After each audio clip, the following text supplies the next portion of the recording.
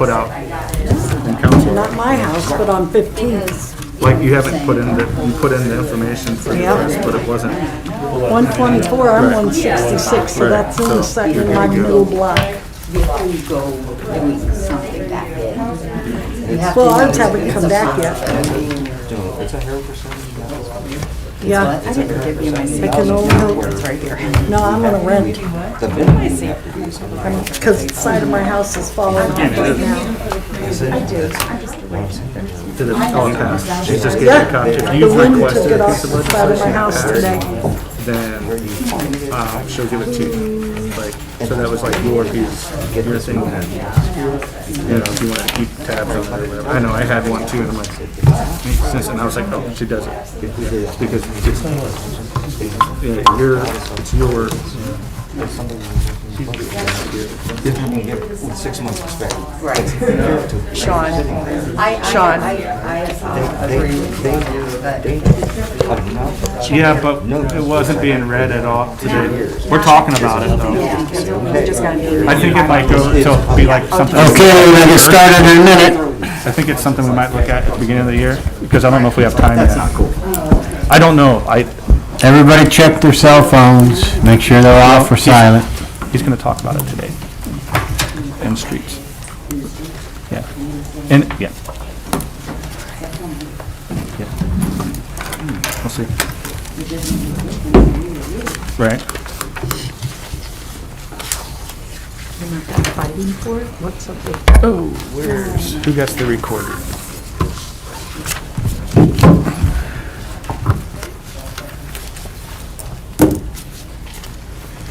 I'm all over the place right now. Okay, 6 o'clock. Today is Monday, December 6, 2021. This is Barberton City Council. Tonight is a committee of the whole meeting. Before we go into that meeting, we will start off with our individual committee meetings. We have 5 meetings tonight, and the first one will be Streets, Sidewalks, and Lighting with Mr. Greer.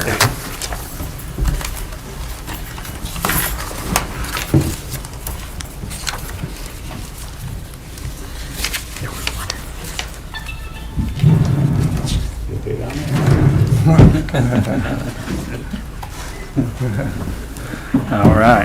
Thank you, Mr. President. I'd like to bring Street, Sidewalk, and Lighting to order. Today is December 6, 2021. It is 6 p.m. and we are in the council chambers. All members of the committee are present. All members of council are present, and guests noted on my sheet. For topics of discussion, we have one request for legislation. It's a request from Greg Tracy, Service Director, requesting payment to the City of Norton for the resurfacing of the City of Barberton's portion of Fairland Road and Eastern Road. The invoice is expected to be in excess of $50,000. Mr. Tracy sent out an email today explaining a little bit about this, and I gave him a call, and he gave me a little bit more of a rundown on where Fairland came out of this and why he's coming to council for this, although it was even budgeted. So there's 2 parts to this request, to understand about this request. The first part is that originally Eastern Road was budgeted for $50,000 for Barberton's portion of one side of the road. And that budget is expected to go over the $50,000, over by approximately $5,000 due to some road grading that needed to be done, some additional material that needed to be done. Along with that, Norton's project for this also included Fairland Road, and when they were doing the pre-construction of Fairland Road, the inspector happens to be the same inspector for both cities, happened to notice that part of the Fairland Road belonged to the City of Barberton. And so they came back to the city and, said, you can join this, but this part of this road of our project is actually your guys's.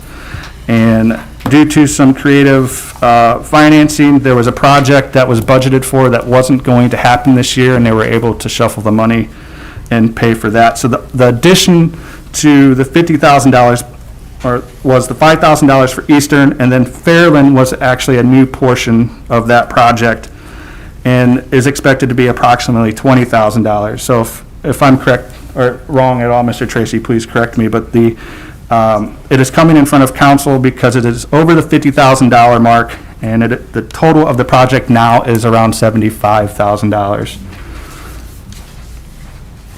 Mr. Tracy, did I? You did a great job. Oh, okay. So this is just a request to pay the difference for that project. Is there any comments from committee about the request from Mr. Tracy? Any comments from council? Oh, Mrs. Coburn? Thank you.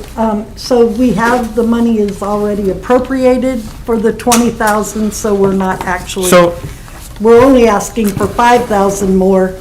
The 20,000 is being moved correct, from yeah. one job to another. as Correct. we Mr. already Tracy, have. could you explain that, how that 20,000, how it's budgeted, it was budgeted, but not for this specific project, but we're using it anyways? Yeah, so the permissive fund is, it's in a capital fund, so you can move monies around within the capital fund. So Okay, although there's line items that may be set for a specific project, you don't always utilize all those monies. So, for instance, this year, some of the money for the North Avenue, Worcester Road North project, with Second Street, but not the Second Street portion, just Worcester Road North, the North Avenue portion. Some of that money that was from permissive, we had set aside as much as ODOT said we needed to put for escrow, but when they asked us for the escrow payment, it was less than what they originally estimated, so there was extra money in both of those line items. Same with, there was another project for Eastern Road off of South Van Buren that we tentatively scheduled for this year that was budgeted for, along with the Eastern Road off of Fairland Road, that we didn't end up doing the one off of South Van Buren yet because the county and New Franklin have to replace a culvert. So they're still working through engineering and doing some other items to prepare for that job. So we'll push that off till next year. So all the money has already been appropriated, it was approved in the budget for 2021. We're just taking it from one potential project and moving it into this one. so the 5,000 is strictly what we're asking for tonight? No, really, you're asking to pay an invoice over $50,000. Yeah, which Oh, is okay, approximately just pay- 70. Okay, thank you. Mrs. Angela? Yes, I know the people that travel and live on Fairland, they're just so pleased with that pavement. And so I think that, kudos to Norton and Barberton because it is really nice now. They might speed a little bit more because they don't have the holes to jump around on, but I've had a lot of comments from people living there or working down on Eastern Road that they're really happy with that, so. Awesome, thank you. Yeah, so it was a bit confusing, that's why I called Mr. Tracy today, because Fairland was a new name to the project, but for Norton's project, that was part of their main project that we agreed to, we just didn't agree to that portion of it. But then we found out that Barberton does own part of Fairland, so they shuffled some money around. So the money is coming out of the permissive fund that was budgeted for 2021. And the project that was put on, what we budgeted for this year, is moved to a future date, which will be budgeted in the next year's project. So that's where we come up with the $20,000. It was budgeted, just not specifically for this. Thank you. Is there any other questions or comments from council? Any comments, questions from the gallery? Seeing none, do I have a motion to call for this piece of legislation? I'll make a motion. Motion made by Mrs. Angeloff, And I'll second it. seconded by Mrs. Fry. All in favor, say aye. Aye. Aye. Motion passes. Miscellaneous discussion. I don't have any miscellaneous discussion. However, Mr. Hunt has reached out and asked if he could talk about Complete Streets and have a conversation about the Complete Streets program that the city's currently looking at. Mr. Hunt, the floor is yours. Thank you, Councilman Greer. You may have all seen this electronically. I'm just going to pass out a paper copy to you.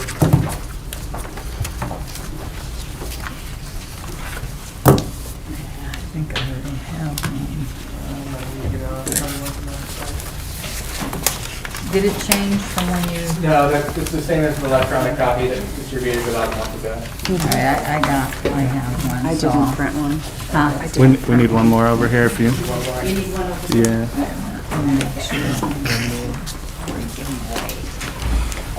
Thank you, Erickson. Thanks. Does everyone have one? Yeah, we're good.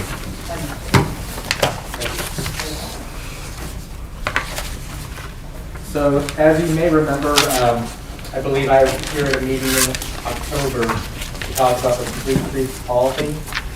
Subsequent to that, in this past November, the Barberton City Planning Commission approved a recommendation recommending the City Council some sort of an adoption for this complete streets policy.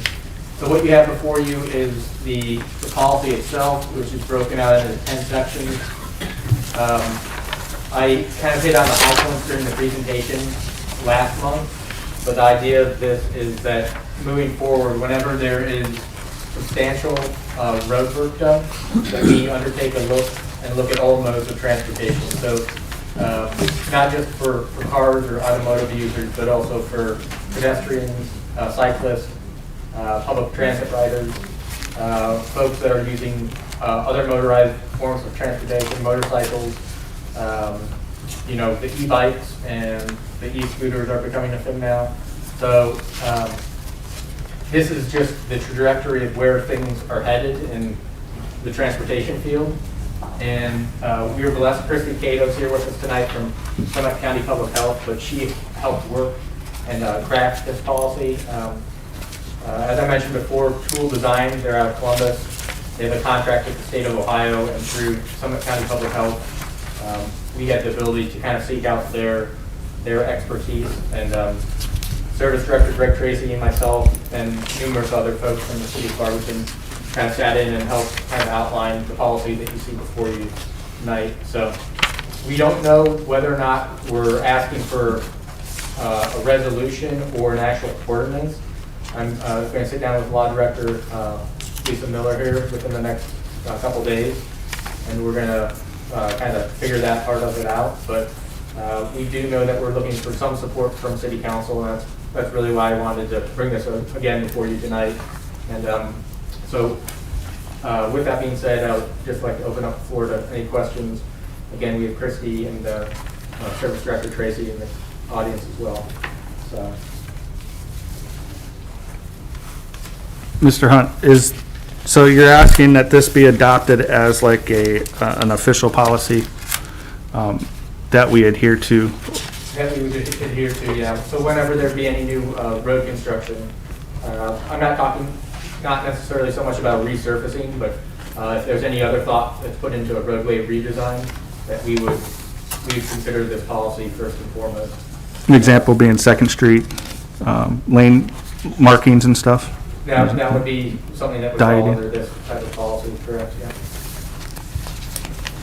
Okay.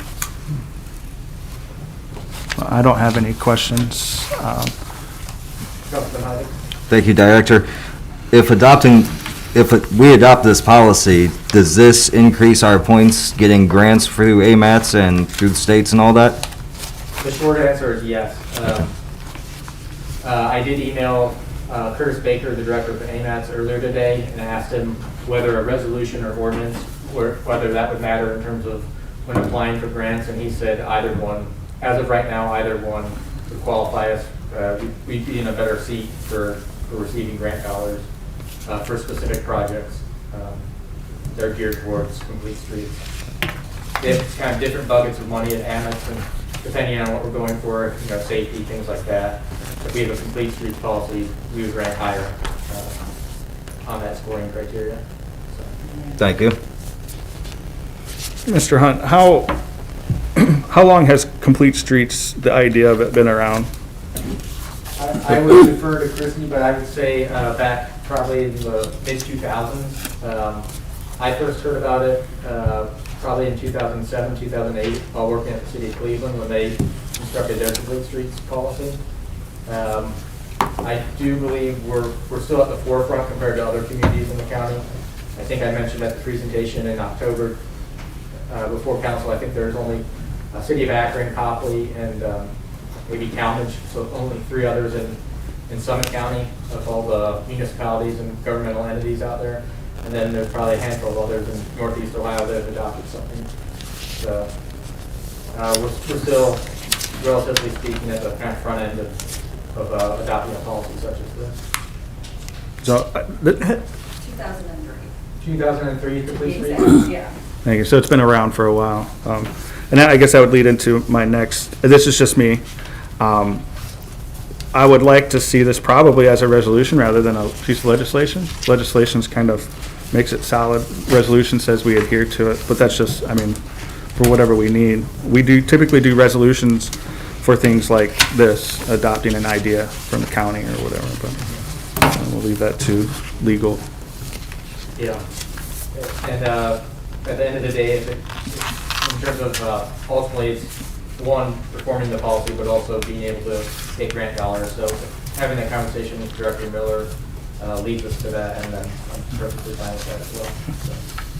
Mrs. Angela? I was just gonna say, that's what, when we had talked about this last month in planning, sounded that it should be a resolution, but I'm not the law director. Yeah. And if it has anything to do with us applying for grants, we have to make sure that it's either an ordinance or a resolution, so we'll wait until she gets back. The short conversations I've had with the law director Miller indicated that she indicated it would be a resolution. She questioned it as well. Awesome. Is there any questions for Mr. Hunt or the Complete Streets policy from council or the gallery? Thank you, Mr. Hunt, for presenting this again. Is there miscellaneous discussion from committee for street, sidewalk, and lighting? Council?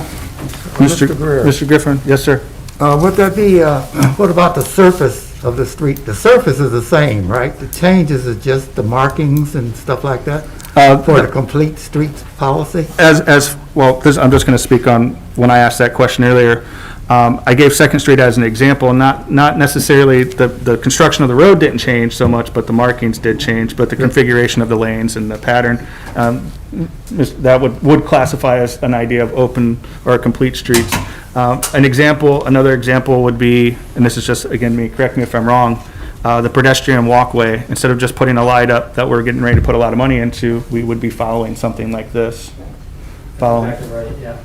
for grant money. Yeah, there's some more information I can get you on the complete streets, but think of traffic calming measures whether it's a traffic table or speed bumps or narrowing of actual road lanes, giving a road diet per se. Enhanced crosswalk signalization. You sometimes see the pedestrian beacons, the flashing where you press the crosswalk thing and there's a flashing light to lead folks across the crossing. So all those are components of completing green streets. We are really focusing on the complete and not the green here in our policy. Yeah, so, Mr. Griffin, yeah, it's more of reconfiguration of things rather than actual technique of paving. Okay, thank you. Is there any other miscellaneous discussion from council? Questions from the gallery? Seeing none, do I have a motion to adjourn? Motion made by Mrs. Angeloff I'll second that. and seconded by Mrs. Fry. Street, sidewalk, and lighting is adjourned at 6:16 p.m.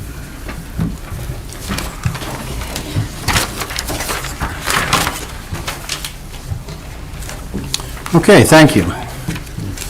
Thank you. I think that's you. Typically it is. Next up is Environmental Health and Social Services with Mr. Jaber. Thank you, Mr. President. Environmental Health and Social Services, meeting December 6, 2021 at 6:17. Council chambers, members present noted, all the council members also noted. We have no new request for legislation, and open this discussion, miscellaneous discussion committee. All right, seeing none, motion to adjourn, please. So moved. I will second that. Mr. Griffin. Mr. Heidick. And we adjourn, sir, at 6:18. With that, I pass. Thank you, sir.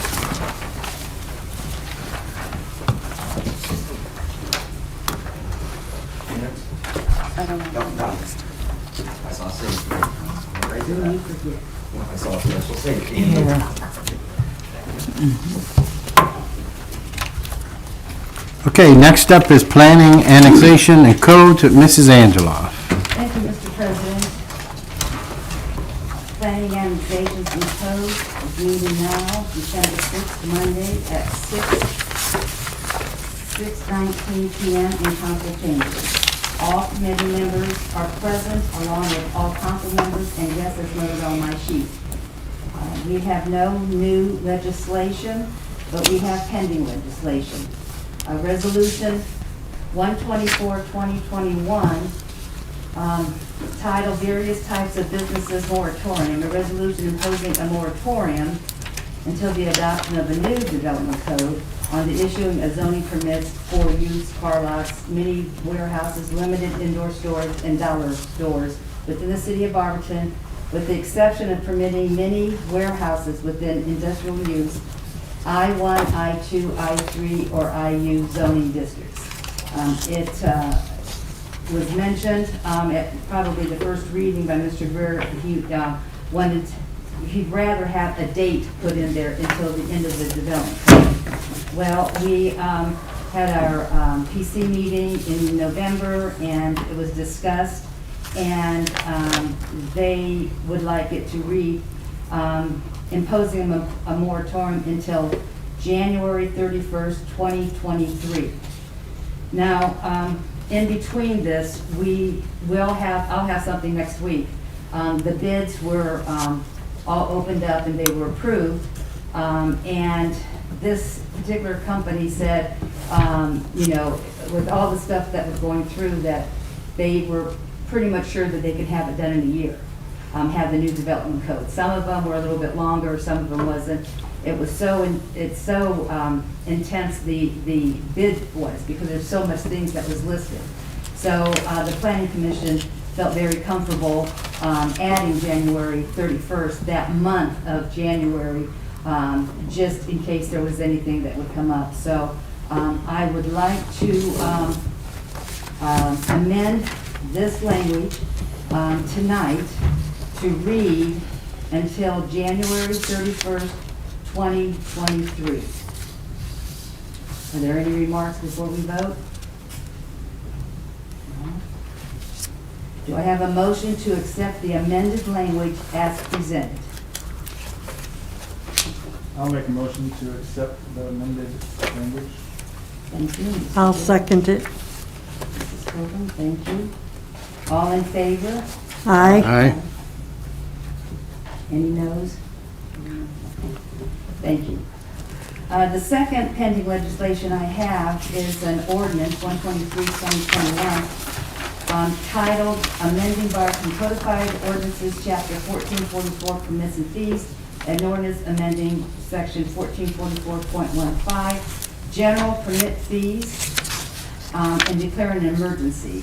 This will have 3 readings on it, and next week will be the 3rd reading. And I've gone back on my notes, and I haven't seen anybody asking, is there any questions, any comments regarding this chapter? Nothing? Nope. Okay. And miscellaneous discussions.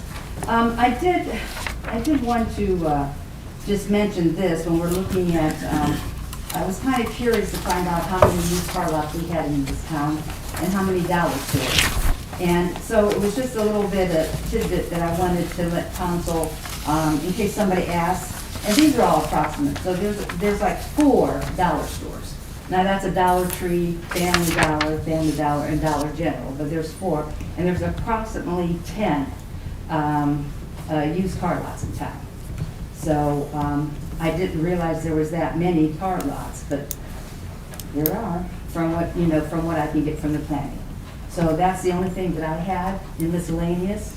If anybody else has anything? Mr. Heidick's going no.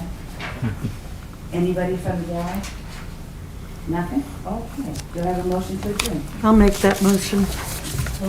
Second. Mr. Brewer, and we will adjourn at 6:22 p.m. Thank you.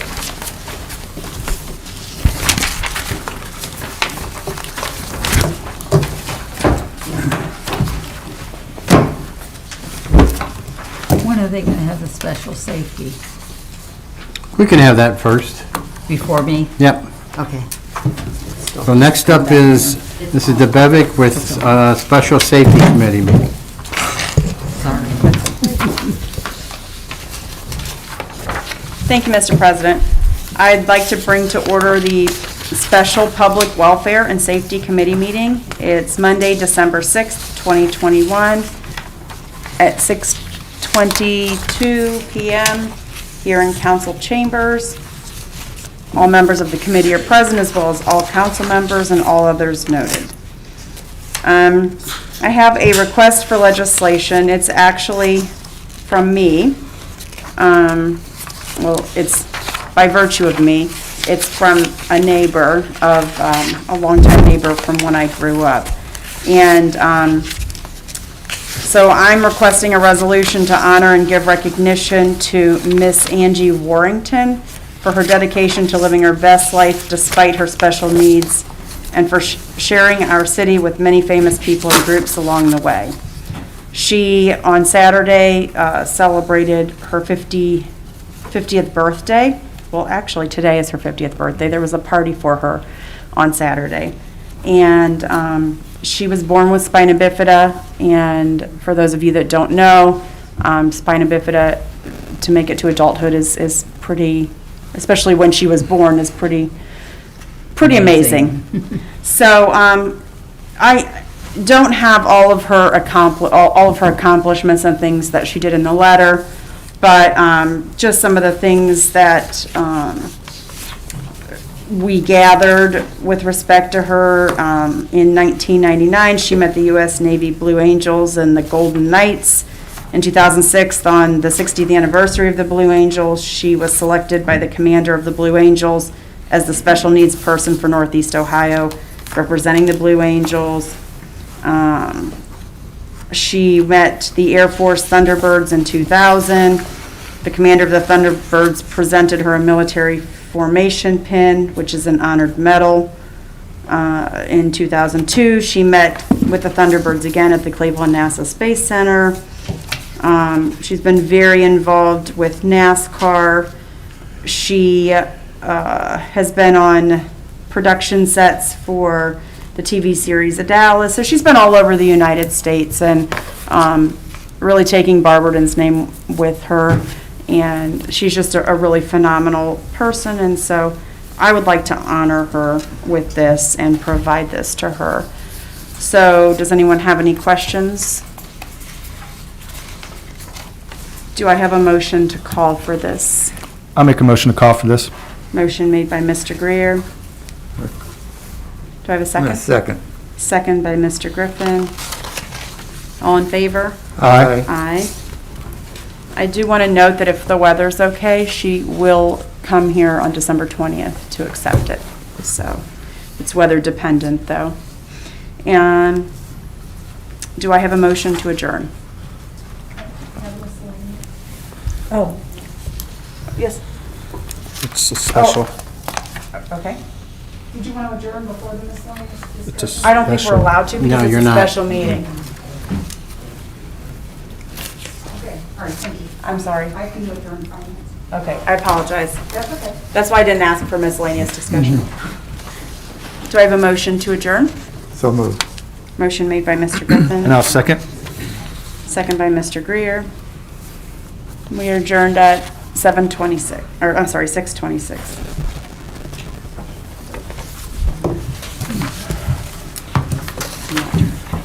You're not turning it off. No, it's on today. Just stop it. Okay, next up is Finance and Personnel, Mrs. Fry. Thank you, Mr. President. It is Monday, December the 6th, 2021. It is 6:27 PM, and we are in council chambers. All members of the Finance and Personnel Committee are present, as well as all council members and guests as noted on my agenda sheet. Tonight, we have several pieces of legislation that have been requested. The first is a letter from Jeremy Flaker, our finance director, requesting a temporary operating budget for the period beginning January 1st, 2022, covering operating expenses for the city through the first quarter of operations or until the annual budget is adopted. Emergency wording has been requested. Does anybody have any questions for Mr. Flaker about that? It's normally just a quarter of what the budget is for the year. And they do this every year so that we can continue to operate until we do have our budget in place. Okay. Do I have a motion to call for this piece of legislation? I'll make a motion. Motion made by Mrs. DeBevick. Do I have a second? Seconded by Mrs. Angela. All in favor signify by saying aye. Aye. Okay, the second part to this is in the same letter from Mr. Jeremy Flaker, our finance director, requesting an adjustment ordinance that both increases and decreases appropriations as needed. And this particular piece of legislation will also have emergency wording. Any questions or comments for Mr. Flaker on this particular point? Hearing none, do I have a motion to call for this piece of legislation? Mrs. Angeloff made a motion. And do I have a second? Mrs. second DeBevick seconded that motion. All in favor signify by saying aye. Aye. Okay, another letter that we received requesting legislation was from Greg Tracy, our service director, requesting an ordinance authorizing payment to Everbridge Incorporated for the annual Nixle contract in the amount of $5,400.91. And emergency wording was also requested for this particular piece of legislation. Does anyone have any questions, and is everybody familiar with Nixle? Yes, okay. If there are no questions, oh, and the reason that we need the ordinance is, I thought that the invoice is in excess of $3,000 and is dated prior to the purchase order. Do I have a motion to call for this? I'm just curious. I have Okay. a question, then I'll make a motion to call for it. Okay. Is this all that it costs for the entire year? Is 5,000, is this just, It's actually for next year. it's for next year? Okay. All right, Thanks. that's it? Yeah, And then that's you all. said you made a motion Yeah, to? I Okay. just was curious Motion about- made by Mrs. DeBevick. Do I have a second? Mrs. Angela? All in favor signify by saying aye. Aye. That passes also. The next request, let's see. Oh, I missed one here. No? Have them out of order. The next request is from Lisa Kolish Miller, our law director. And this particular piece of legislation is requesting the mayor to participate in the settlement agreement with multiple defendants in the opioid settlement. This is one of the litigations in the national settlement. This piece of legislation should also have emergency wording, but only one reading. Does anyone have any questions about this piece of legislation? Mr. Griffin? Mrs. Fry, who are the defendants? They're not They're, multiple defendants. It's not listed. Mr. Heidick? Thank you, Chair. I believe with those, it's the drug companies. I wouldn't know which ones Oh, off the top of okay, my head, but okay. I think like the Johnson & Johnson settlements and the like, if I'm not mistaken. It was the, And I thought this was the distributors. This one was the distributors, I thought. this was the opioid the settlement, and let Yeah, me it's the see. distributors. Yes. There were three Not the tiers. manufacturers. Mrs. Fry. No. Mrs. Coburn? This is what we met in special session. We came in and voted on. This was so we could participate in that, and this is the settlement from that. So this was for, if I may, this was from for the distributors, not the manufacturers, not, so this is a little different than what you're thinking. Yeah, that's And the there one, is still that's the one another that had the settlement. tiers of involvement. Right. There are Yeah. 3. Yeah. Yeah, and there is a larger deal that is involving other states and parties, and that's still up in the air. That's the settlement where we were getting something like $6,000 a year for Yeah. 25 years or some crazy. Yeah, that was Something like that. the more Yeah. communities that opted in, the Right. higher trigger tier. It doesn't say. Yeah. I just It's vaguely like a recall. total of 808 million, Ohio, but at any rate. Are there any other questions regarding that? Do I have a motion to call for that? I'll make a motion. Motion made by Mrs. DeBevick and seconded by Mr. Medges. All in favor signify by saying aye. Aye. All right, the next request, I should say, is from Mayor Judge. And this is requesting an ordinance approving a grant and appropriating funds in the amount of $500,000 for the redevelopment of the buildings at 459 and 465 West Tuscarora Avenue, commonly known as the Cox Powell Buildings. Emergency wording is requested. A presentation to explain this project in detail is being scheduled. We already did have one presentation with the people that are involved in this this project. And Mr. Judge, would you like to add? Yep, well, thank you very much. As Councilwoman Fry said, we did have a presentation a few weeks ago, if you recall that. And I apologize, some people will refer to the buildings as Cox Powell, others Powell Harold Building, so I hope you all know exactly where this is. As stated, there will be more detail next week on the 13th. I am asking for emergency wording and 2 readings, because I would like to get this passed by the end of the year, but I do want to get as much information out and questions answered as possible. So, the project ask from the city is a grant up to $500,000. So, if this does move forward, I would like to amend the request to include up to $500,000 from the city's general fund. This may seem like a large ask. When you figure in the cost on the other side, figure in the cost to abate the structures, of asbestos, demo the buildings and prep site for the development, for future development with no development plan, you're about the same cost.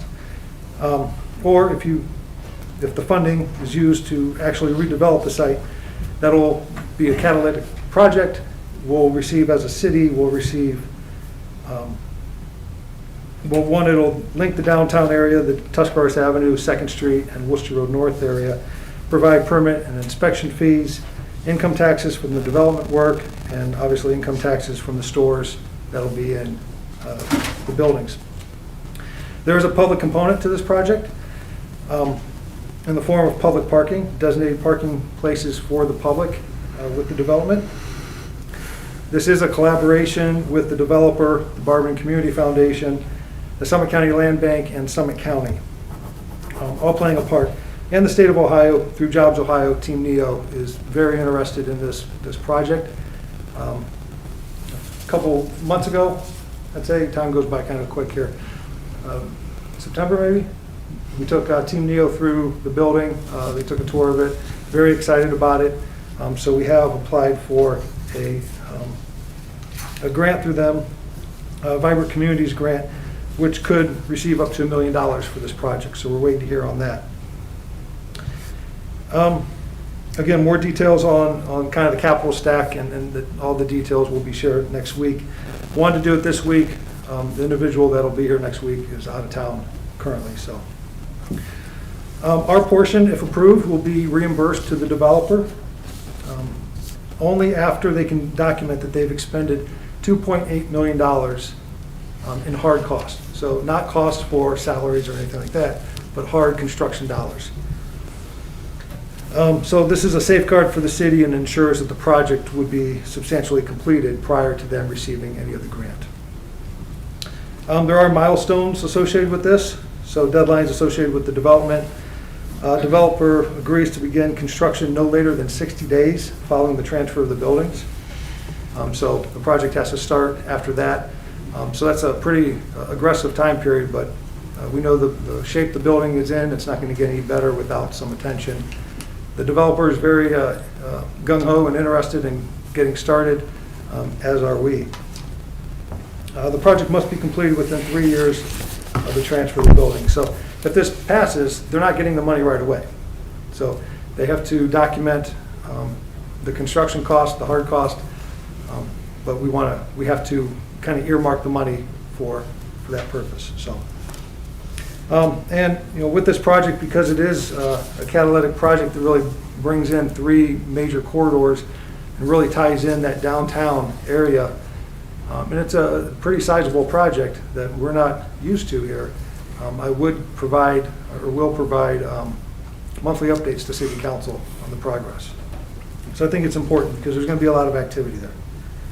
So those are the kind of the short and sweet notes right there, but like I said, I'd like to field your questions. I know it's a lot to digest. Have a presentation next week. Would like to have first reading next week, second reading on the 20th.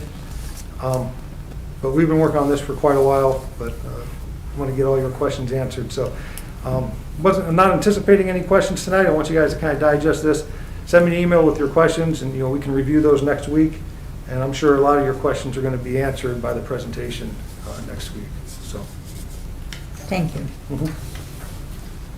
So you can send your questions to the mayor, and as he said, there will be a presentation next week. And a lot of our questions will probably be answered during that time. Are we allowed to ask questions now? I beg your pardon? Are we allowed to ask questions now? sure. I may not have all the answers. with No, me that's tonight. okay. So you mentioned that there were a lot of team players in the project. Are they all financial team players? For example, like what role is the Barberton Community Foundation going to play? Yeah, I want to confirm their level of interest or level of participation before I give a hard answer, and should have that by next week. Okay, what about the other? I'll have the same answer for all Yeah, there's Okay. some County Participants, yeah. Land Bank and, No, I know what they are. I just was Okay. wondering what, if it was financial, Yeah, before I say anything public, I'd like to confirm, and I know county council is going on right now, so I want to confirm some of these things before I report on them. But the ones I did list or mention have been engaged, and we have met with them. So, yes, sir. Mr. Mayor, on the construction, is there any way that Barberton residents could get a chance to get employment? Is that any way that could be brought up in the construction of the people that's going to do the work? Could they hire local, or are they going to bring all their people in? I'm not sure what resources the developer has on the construction side. They've got a budget. They've got to work with that budget. I'm not sure if they've already got plans and use the same construction company or not. I don't know. Right.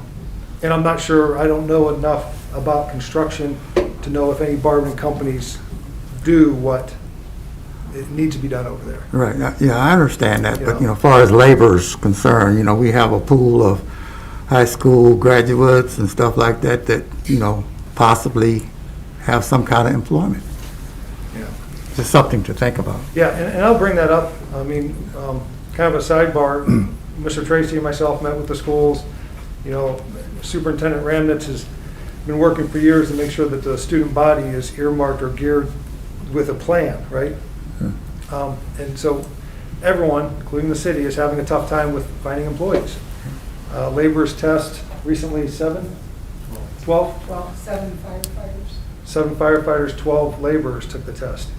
So we're trying to match up when we give some of those tests with, the month of June or July, so recent grads who are 18 can take the test. So we're looking at different avenues that way. But that's kind of sidebar that we're working on. But yeah, I mean, there's jobs out there, and some of these kids, Barberton's in a good place, the schools, for being in the compact program. So they do have carpentry programs, and there's other programs throughout Summit County we'd like to tap into to get these kids, these younger individuals, some employment, and because you can learn all day long, Right. but you got to start working. So I'll bring that up. I have one more question, if I may. Mrs. DeBack. I'm sorry, I'll get you next. okay, I apologize.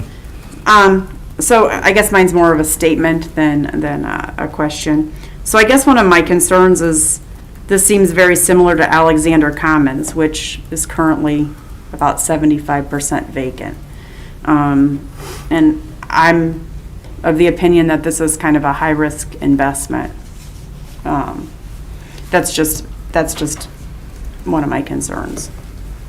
I don't know enough about the financing behind Alexander Commons. That must have been back in the 90s. And if was that part of the theater? Alexander Commons is the building The that. old Marshalls. No. It's It's It's the old- across the street. And Where it's BLT it's where is. BLT and Yeah, Casa del Rancho. Attic. No, That Marshalls was was. Marshall's Toy Store. Yeah. Yeah, Oh, the toy store, Yeah. okay. yeah.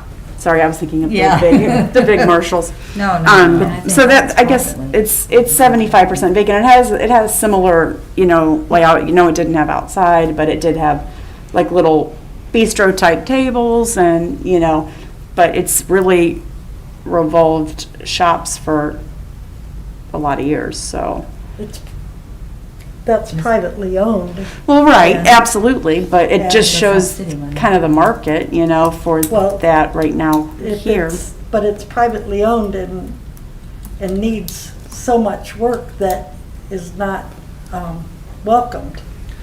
And what I can tell you from my personal experience with this project to date, I have sent 3 bar/restaurant leads to the developer. I have sent 2 retail stores to the developer. And some are, small, they need small square footage or space, and others need a little larger. And actually this Thursday, a restaurant owner, I'm meeting with her to walk the downtown, and she's very interested in that space. So, and I know the developer has been working with business owners or businesses on their own. So there's a lot of interest and there's a lot of excitement. It's getting the right fit. And I'm not sure what the owner of Alexander Commons. Right, I has just done. used that, I simply was using that as an example, Yeah. just that we have something similar and it has struggled for many years, so.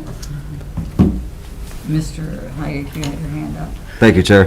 Mr. Mayor, you mentioned Jobs Ohio and Team NEO as showing interest in this project. Those 2 entities were also instrumental in ripping B&W away from Barberton, and yet that building still sits vacant. Have they expressed any desire at all to help fill that before they take on another project in the city that basically they did assist take a giant chunk of income away? Well, and I understand your frustration. Believe me, I don't have a stronger word that I can use right now for frustration, and I think you share that. But I will say that they were part of keeping B&W in Ohio because they were threatening to leave the state. Their job is to keep them in the state, where the county wants to keep them in the county. Obviously, we want to keep them here. There are some movement on, there is some movement on some of the properties at the former Babcock and Wilcox site. So we've been discussing that with the current owner, and Jobs Ohio has been a part of some of those conversations. So they are helping in that regard, kind of a different sector than the people we're dealing with here. So. Thank you. But they do recognize the loss of revenue, loss of jobs, and what that's done to the city.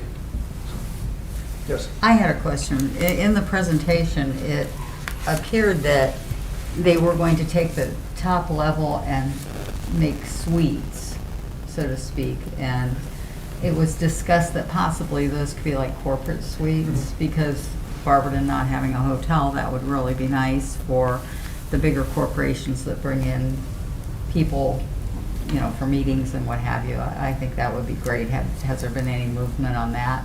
There's been Part a of lot it. of interest from the companies in town, you know, and really thinking of COVID. So they can bring in guests and they can stay at a hotel, which they say is clean and it's miles away, and most likely it is clean, but you just don't know.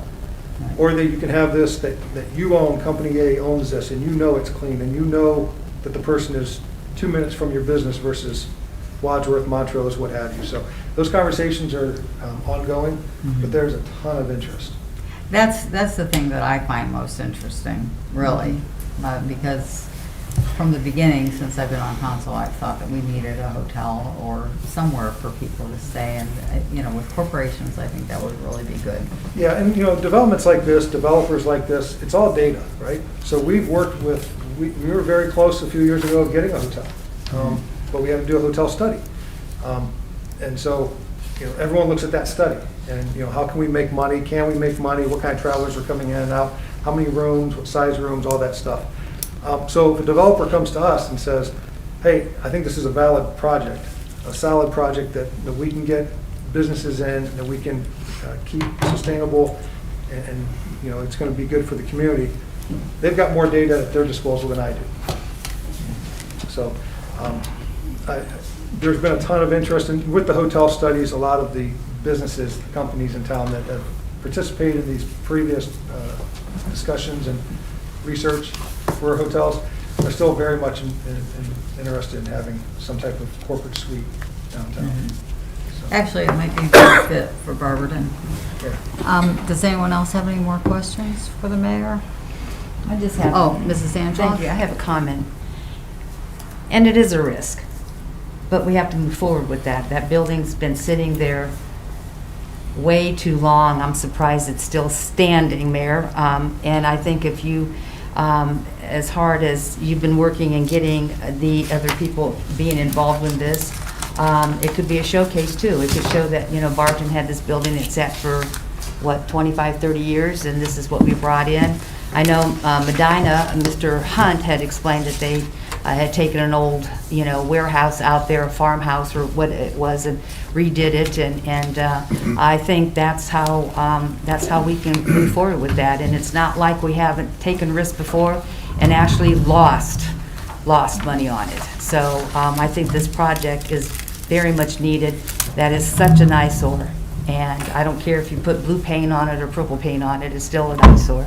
So I think with the people that are interested in this, I think that's a plus for Barberton. Well, I think that we can all point to, and we've had these discussions, all point to periods of time throughout Barberton's history where development came up, the city went with it, a lot of details surrounding it, and maybe it didn't pan out the way it was planned, or it didn't pan out at all, right? Or it took many, many years to pan out. I think more recently of Trushan Farm, right? And now there's a potential housing development going on there. So I think that we got to take risk. If you go to downtown Canton, there's a huge resurgence in downtown Canton. I used to work there a number of years ago, and everyone went to Belton. There's nothing going on in downtown Canton. Now it's full of life. Downtown Akron has been going through this over the last few years, especially downtown. Cleveland and Tremont, you know, there's a lot of great things going on. You think of Kent, Ohio. If you haven't been up there, a number of years ago, 6, 7 plus years ago, they started redoing some things. And it helps when you have 45,000 college kids there, I get that. But you're right, this is a building that, you know, has seen better days. And I think with my knowledge of construction and with development, I was kind of in awe when everyone from Team Neo was impressed with the building, because that's not the word I would have used. But they said that they've seen worse. So when the developers had the same response. So, and I think we, you know, learning from the past, we were safeguarded by not just turning over a check.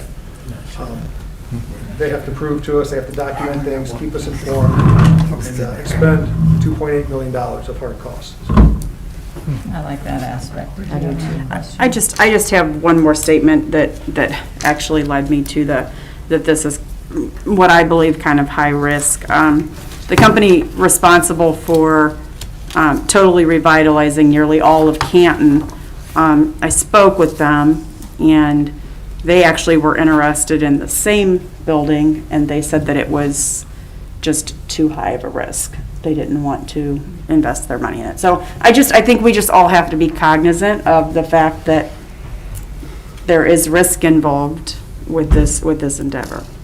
And we've met with Steve Kuhn, that's the company you're Yes. talking about, Kuhn Restoration, and so met with everyone that Right. you've met with, and they've toured downtown and there's a lot of interest in, but, Mr. Kuhn is kind of, his staples Canton, right? So you think of certain areas, developers kind of have their area, but there's a lot of interest in Barberton, so.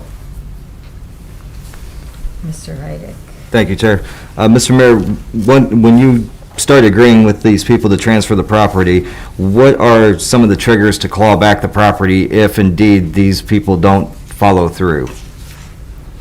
If they don't meet so we'll have to, if this passes, there'll be a development agreement. And then there's a TIF involved, and so there's more legislation coming after this. But they have to meet all the requirements in the development agreement. And, we can put in there, I would like at least monthly meetings, because we have to know what's going on, and it's important that council knows what's going on. So there's a few triggers in there to kind of claw back the project. I would just hate to sign over a building that doesn't come to fruition and basically end up with another rundown building on Tusk that a landlord doesn't care, and just lets fall into disarray without us having any sort of way of taking possession back. Yeah, and I can only comment from the Jobs Ohio Team Neo perspective on what they said to me. Is typically they get called in by a developer to look at a building, they're sold on the building, but the city's not interested, the city's not involved, the city doesn't want this to happen. And in this aspect, they're elated that the city owns the building, that the city works so well with the county, and that this is a real product or project that the city is behind, and they can see it come to fruition. And there's people you don't want to upset, and the developer knows they don't want to upset the city, they don't want to upset the state or the county. So I think that they understand, and our support behind it, everyone else's support behind it. And we've had good conversations. We have a meeting, Trevor, you may not have seen the email, but I think it's now, they pushed the meeting back a little bit with one of the retail stores that's been coming to look at Barberton for a number of years here. So this is, I think, a good fit, but I think it'll be a good addition to the city and really bring in those downtown streets. Thank you. All right, and as I said, we'll have a presentation next week. So. All right, if there's no more questions, do I have a motion to call for this piece of legislation? Mrs. Angela? And seconded by Mr. Medges. All in favor signify by saying aye. Aye. No. No? I just want to clarify why. I would like to know where the other money is coming from first to do the project. I don't feel like we know that, and I feel like bringing this out of committee is iffy, because we don't know. So that's why I'm voting no. Okay. Thank you. It is noted. All right, the next piece of legislation, or it's a couple of appointments. We got, or I received letters from the Barberton Community Foundation for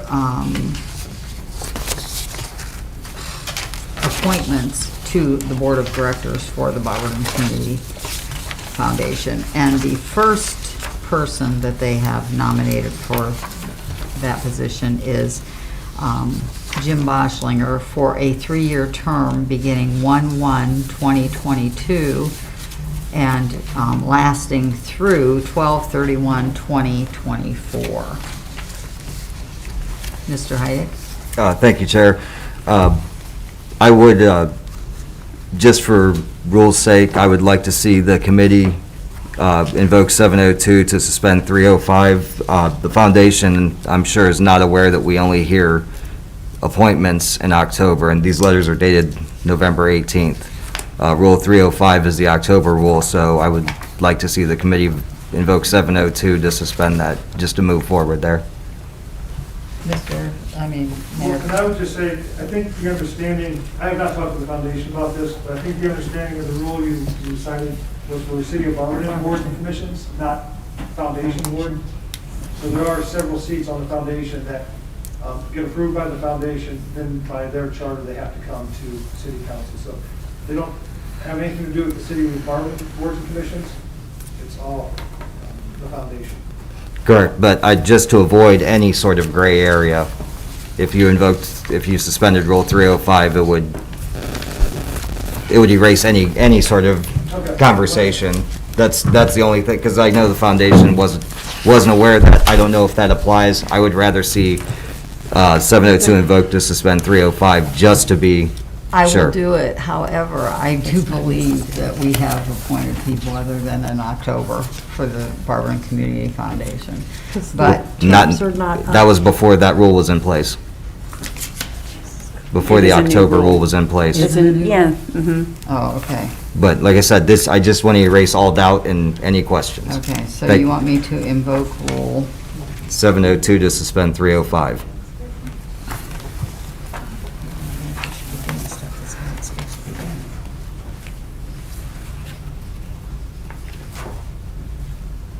I'll make a motion that we invoke Rule Okay. 702 to suspend Rule 305. Thank you, Carla. And do I have a second? I'll say. Two. Okay, seconded by Mr. Medges. And these were, the first and second was to invoke Rule 702 to suspend Rule number 305.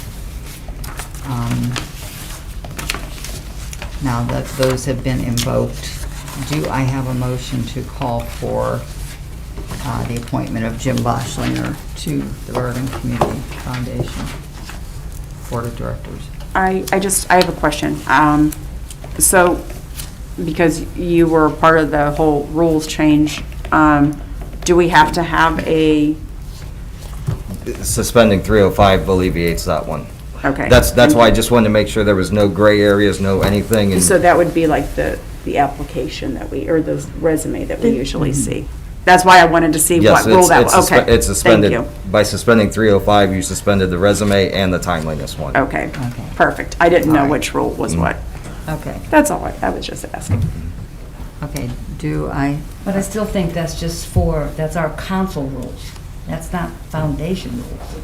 But I think That's- Mr. Heidick is saying just to put it on paper. put it Just to make sure it's clean and Yes. there's never an argument.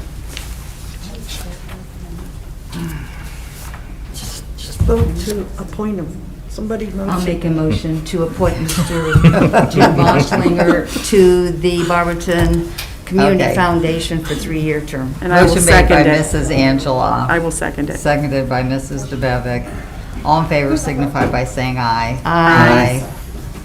Okay, so we have another appointment requested by the Barberton Community Foundation for an appointment to the Board of Directors, and this particular person is Miss Deborah Schreiner.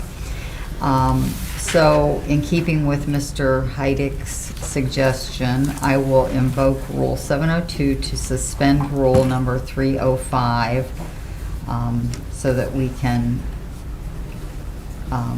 vote to approve the appointment. Do I have a motion to invoke Rule 702 to suspend Rule 305? I'll make that motion. Okay, motion made by Mrs. DeBevick. And do I have a second? Second by Mr. Medges. All right, now do I have a motion to, Mrs. I'll make a Angela. motion to Oh, okay. appoint Mrs. Deborah Schreiner to the Barberton Community Foundation for a 3-year term. Thank you. Yeah, for a 3-year term commencing on 1/1/2022 through 12/31/2024. Do I have a second for that? I will second that. Seconded by Mrs. DeBevick. All in favor signify by saying aye. Aye. Okay.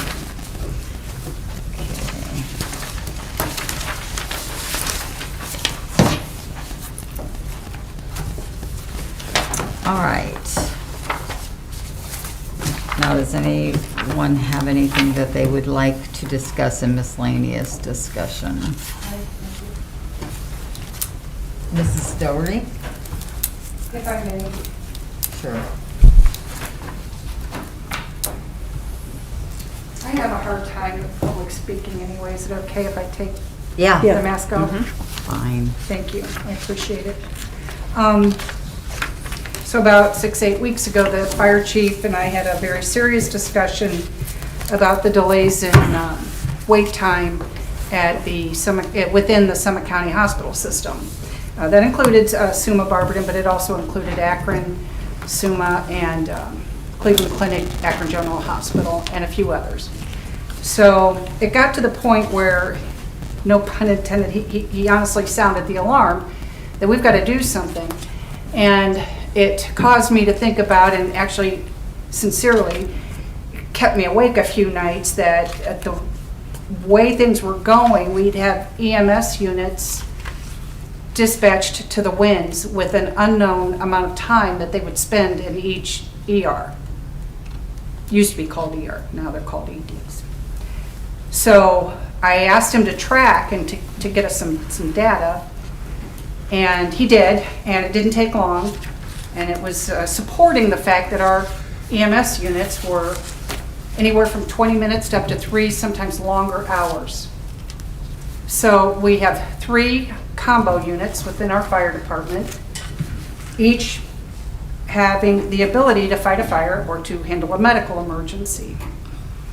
Well, when you're being diverted, which is a term that they use in the ERs to send patients to other hospitals because they're either closed because they don't have beds or staffing, or because the wait times are so long.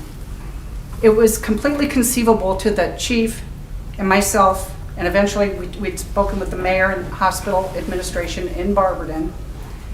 It was completely conceivable that we would be without a unit available to fight a residential fire with people inside. So I'm going to fast forward. Prior to the meeting with the hospital administration, we had come up with a pilot program, myself, the chief, with input from the mayor, of course, and Jeremy Flaker, the finance director. It appeared that we could sustain it for 1 month at the level that we wanted to sustain it. It cost, and we knew it was going to cost, quite a bit of money in funding and overtime that would not be supplanted by other sources, or so we thought. So as it turned out, the month of November cost the city about $100,000 for this pilot program that we knew would not be sustainable. We knew that financially it would not be sustainable because we can't afford that. We can't afford that under any set of circumstances. However, we also thought conditions would get better instead of worse with the emergency room wait times. It appears that it is not getting better. When we sat down with Summa Barberton administration, both sides had their eyes opened. It was a very good conversation. It was eye-opening, and we had a lot of good dialogue. I will say that. It was very good, actually. But we were still seeing these enormous wait times. And if you look, just do a Google search, staffing in hospitals, COVID, and patients coming in, and they're just stacked up behind each other. This is not a situation that the city asked for or contributed to. So I'm going to fast forward one more time. There was an anonymous letter sent to the Herald, and it basically, in all caps and 5 different exclamation points, what's the city doing about the $100,000 in overtime that we spent on the fire department? Well, I'm here to tell you, we put out a 4th combo unit, and it clearly alleviated the pinch, but we can't afford to keep that going. So we reduced that after 1 month to one person instead of a 3-man unit. It's 3 combos. And if there's a shift with 2 people and not 3 on a unit, we would mandate overtime for that position. So that will drastically reduce for December. It should. Well, actually, that was only for 2 weeks because we didn't know where we would be. So we've only done that for 2 weeks, actually, now that I recall correctly. So Sunday, I think it is, on the 5th, yesterday, was the last day for that extension on that pilot program. As you heard earlier, we just gave a firefighter paramedic exam, I think it was in August. We had 7 people sign up. 1 person survived the testing and evaluation process. So we were able to hire 1 person. We're down 3 right now, with more resignations and or retirements to come within the next few months. Quite frankly, this is a dire situation, and it's unfortunate that someone decided to send a letter anonymously to the Herald rather than picking up the phone and calling the mayor, myself, or the fire chief. We gave this a lot of thought, and we still feel, I personally feel, much better that we did that pilot program rather than risk some other catastrophic event. That possibility still exists. I just need all of you to understand that this is a real crisis in healthcare. It is a very real crisis in staffing. Staffing for all kinds of jobs if you read the newspaper. Most importantly, at this moment, while I'm standing at this podium, is nursing, firefighters, police officers, not to mention wait staff, sales forces. I mean, it's across the board. I don't know. It's not, I'm not smart enough to fix that issue, but we have got to figure out what we're going to do here in the city of Barberton. We have to figure it out. We can't let this go. So I just wanted you to be aware of it because there will be an article in the Herald and probably the Beacon Journal about this. But please understand, and I'm sure that the articles will be fair, that's my hope, and that they will discuss the shortage that is contributing to this crisis. Yes? I had a question. When you spoke with the hospital. Mm-hmm. We met with them. Right. Norton would also be using Barberton Hospital. Yes, so that's another, yes, and thank you. So our mutual aid partners are, I believe, Coventry, Norton, at times maybe Copley, I don't know, New Franklin. Mm-hmm. So they're all in the same boat. So we could be calling for help, but they're standing right next to our paramedics in the ER waiting room. That has happened. That has happened already. Norton is short of part-timers. They can't get part-timers. They have, I think it's Norton that has 1 full-timer that's maybe leaving. I probably shouldn't say that in a public meeting because I don't know that for sure. But it's everywhere. It's not just here. And I'd like to mention that the overtime that was spent was still within the budget. Yes. So the fire department did not exceed their budget. Which is highly notable and noteworthy because it's not an easy thing to do, especially when you're serving up 3 extra guys for every shift and you're still within your budget. That speaks volumes about Chief Pursley and what he's done to keep the budget well intact. Yes? Thank you, Director. This may be a moot point and it may not mean anything, but would what we talked about in the past, the joint fire district, would that help alleviate anything, or is that just spinning wheels at this point? You know, the chief and I talked about that, and this is just in very high level, general, just a passing conversation sort of way at this moment in time. Probably the department that would benefit the most is Barberton. I don't know what Norton would get out of it. We have a more dense population with more calls for service. So I'm not ruling it out. We have to do whatever we can do to get this figured out. I'm not ruling that out. We would have to centralize the 2 departments somehow. I mean, that's a discussion that the chief and I have had. The mayor has talked to me about it. And we have to have that conversation and see if would be any kind of additional relief if we did that. And it would have to be short-term until we could create a joint fire district. This would be in probably some sort of a mutual aid agreement beyond the scope of the mutual aid agreement in the ORC. Thank you. Yes. Thank you, Director. I'm sure you guys are digging into this, trying to find every avenue. So there's a crisis with workers in our trucking and the shipping areas where the truck drivers are running out of their hours waiting in line to be loaded up and driving away. So a lot of what these companies have done is they've hired intermediate drivers, like the truck driver will pull up and they will switch drivers, and they're paid by the shipping company to run the truck until it's loaded, so the other driver is not running his log time up. I'm not familiar with when the paramedics take the patient to the ER or the ED. Is this something that we could consult with private organizations? I know there's private EMS out there where we could transfer pay, and I'm sure insurance would be a big part of that. We could always, yes, of course we could. We could talk about that. So we have a union contract that says that this fire department is the only fire department or ambulance service that will serve the city. So that would require what they call a joint labor management meeting, which again is not impossible to do. We could sit down and talk to them about that. We could talk about, trying to get somebody from other departments to come in part-time during our busiest times, but we even charted the data for run calls, days of week, hour of the day. When is the most peak, the busiest? It's completely across the board. It doesn't appear to have a rhyme or reason. So in police work, you know that on a Sunday night in the middle of January at about 4 o'clock in the morning, you're probably not going to have a whole lot of bar calls or a whole lot of calls. If it's freezing outside, people just don't go outside as much. But with EMS, there doesn't seem to be. Now with the fire department, we can talk about droughts in the summertime, fires go up. We could talk about Christmas trees in homes with low to no humidity and sparks flying and electric and propane heaters and chewed up electrical cords. We could talk about that all day long. So fires are, I think, a major risk around this time of year. I don't know that the stats would bear that out. That's a question for the chief. But EMS calls, I don't know that we can give it time of day, day of week.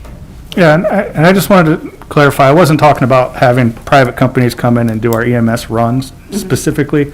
I was just have them on standby at the hospital, so when the hospital, as long as it's not a dire, like CPR, right, that they could, hey, we don't have room, we're transferring them to Fairlawn, they're on standby there to transfer, so our guys go back to doing it. So if we did that, and we're going to have to figure this out, right? So if we did that, now we're taking the responsibility and not only the legal responsibility for the hospital to care for the patient, we are also taking over the financial responsibility.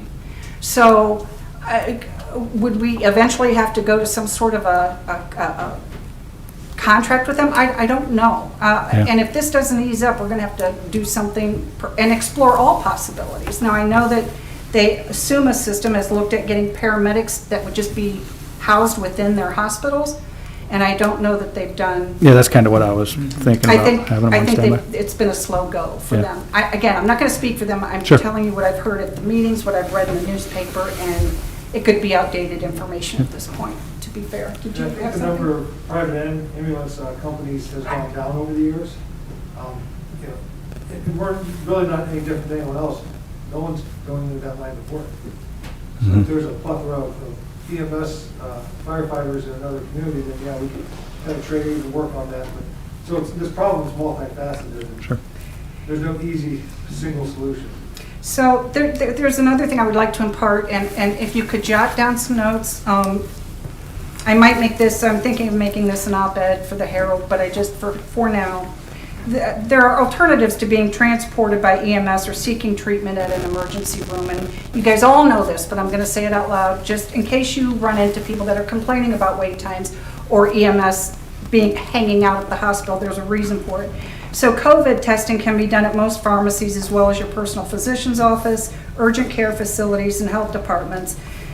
They also provide testing. I believe the library is handing out testing kits, and the Summit County Public Health. So they could get free kits by going through the library or Summit County Public Health, and I'm sure there's other areas.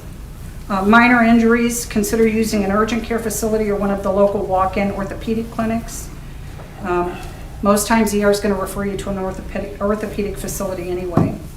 Non-acute issues, contact your personal physician or consider an urgent care facility.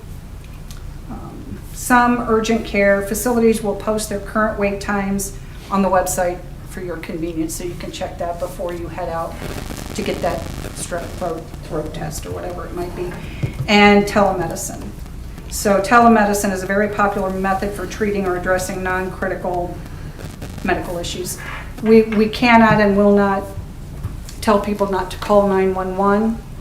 That's not, we can't do that. We're not going to do that. But these are some common sense areas where perhaps they could lessen the wait for someone else.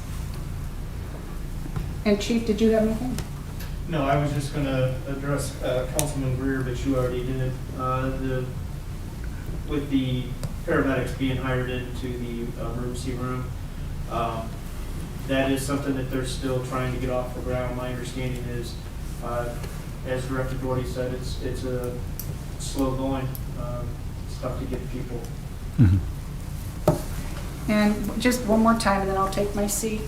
Yes, did you have a question? I just have a question. How long has this been going on? I know COVID's been going on for a long time, but have we seen an uprise where we're spending longer time? I would say when Delta variant came into play, and I'm not sure what exact month, I would say it became a real issue for us, probably August, September. And by October, we knew we were into deep wait times. And we got a first indication of it probably late September. Late September. It has progressively gotten worse. In the times that we are, can I shut this real quick? I'm not going down the hallway. Which sounds really cool, I guess. So the problem is twofold right now. One is the extended wait times in the emergency room. Anywhere between half hour upwards. I've had crews 3.5 hours if they can't get out of the emergency room. The other problem that we're now starting to see is, as Director Doherty said, hospitals are going on what they call diversion. So in other words, once they've reached their capacity, you can no longer transport to that hospital. So take, for example, if you want to go to Barberton, but Barberton's on diversion, Barberton will now send us to an Akron hospital. Or they may send us out to Greene, or we may be going out to Montrose. Again, what used to take about an hour from time of call until we were back in service, time of call being you call 911, we come, we treat, we transport, we're back in service. Hour, typically, that whole thing took to do at Barberton. If you go to an Akron hospital, about an hour and a half. Well, imagine driving all the way out to Greene, all the way out to Montrose right now. We've just stacked on the amount of time. Go ahead. I wanted to ask you if they divert you to another hospital, of course this might not even come into play, and your insurance doesn't cover you at the hospital they're diverting you to, what happens then? So what I've always been told, and don't quote this because I'm not an insurance person or attorney, under emergency situations like that, the hospital, your insurance will pay for it. So in other words, you call 911. Let me give you another example. Let's just say you always go to this hospital, but this hospital is not set up to treat maybe a major heart attack. This hospital is. Even though your insurance typically wouldn't cover it, but because that's where you are going to get the care, I've always been told that insurance will cover that. But don't take that as gospel because Well, I have an incident I could bring up, but it's too lengthy, but I don't know if that's true. I said I have an incident, a personal incident that I could bring up, but I won't because it's too lengthy and I don't know if that's really true. However, things change all the time, and with COVID, maybe, maybe that is a change that they will allow that. And then another thing is, when I started to ask you the question, I said, I don't even know if it would apply, because I think a lot of the people that you get maybe don't even have insurance. So it doesn't really matter where you take them, right? I guess I don't understand your question. If you got diverted or whatever, I'm talking, It's a set going amount. back to insurance, and a lot of the people might not even have insurance to begin with. Sort of. I mean, it's a set amount. So in other words, I think you're referring to those that receive Medicare or Medicaid? Yes, or just. Okay, so Medicare, Medicaid, it's a set amount. It doesn't, you're correct. And if that amount is, say, $100, that is the amount that one, and don't quote me on $100. I'm just using it as an arbitrary number. That's $100 if I transport you to Barberton, or if I transport you. That's all we're gonna get as far as billing. Payment. Yeah, payment. Yes. So then the second follow-up to my question, the reason that I was asking how long it's been going on, do we think it's going to lighten up as the spring months then come? Like, do we think that there was an uptick because, well, the Delta variant, first of all, and then secondly, now we're more indoors in this area? I guess, are we looking at like maybe 6 months of this? I know we can't predict it, but that's kind of where I was going at with the whole timeline, like when we saw the start of a problem and. Yeah, if we could predict that, that'd be great, but I don't see how we're qualified.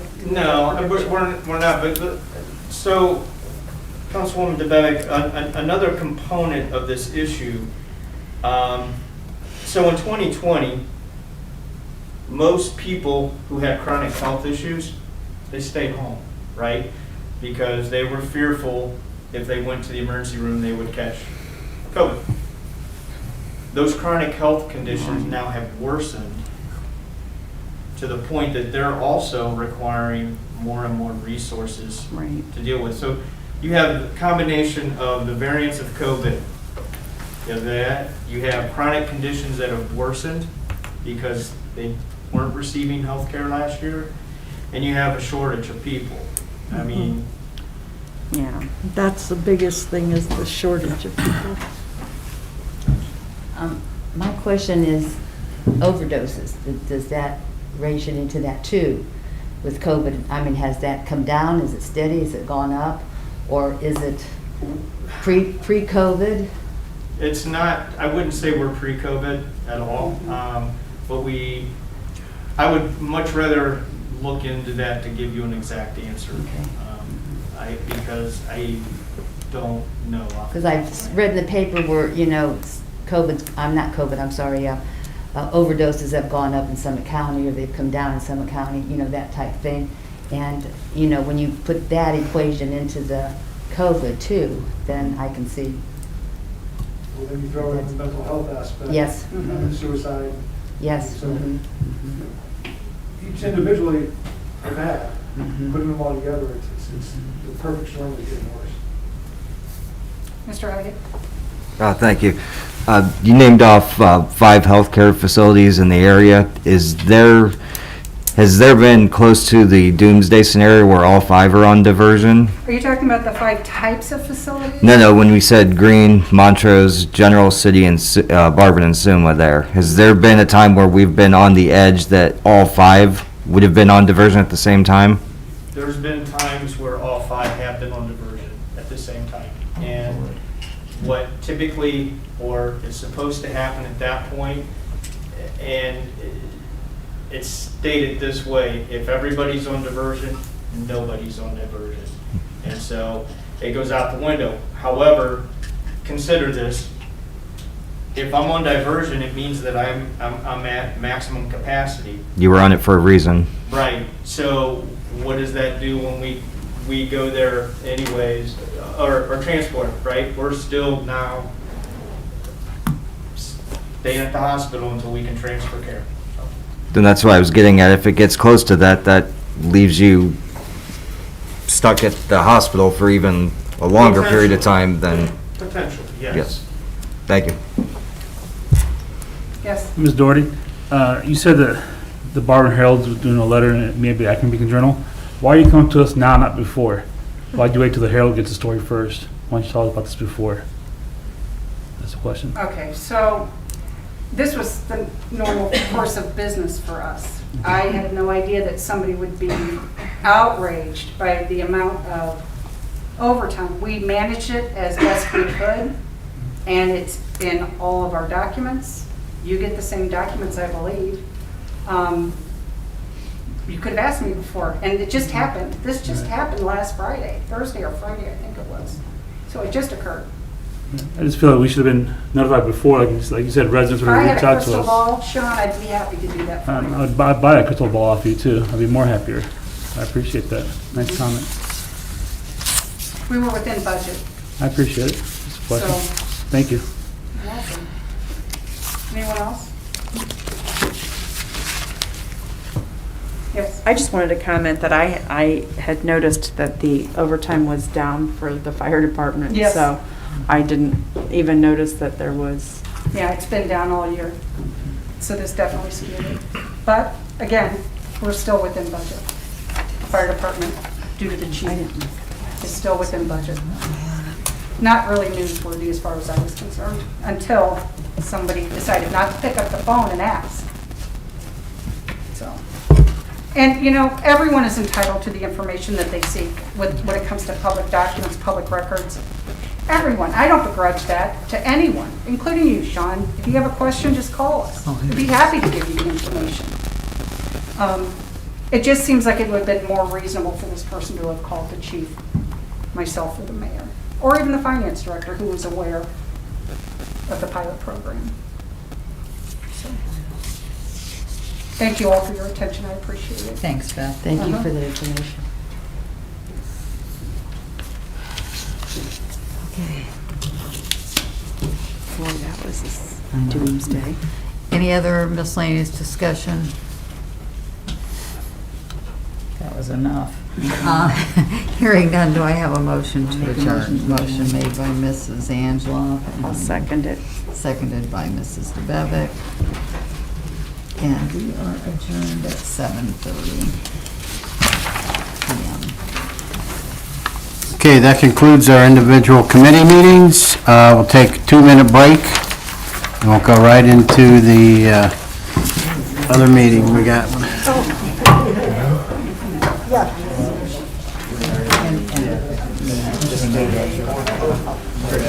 Yeah, I don't know if they knew.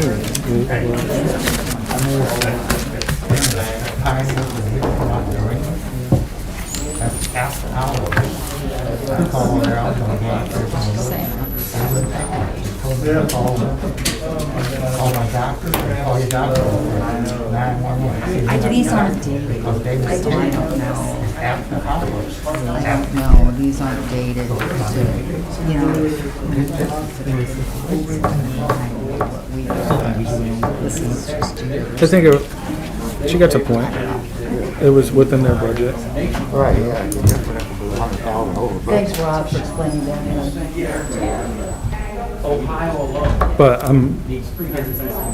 But what I do think it did is it exposed how serious.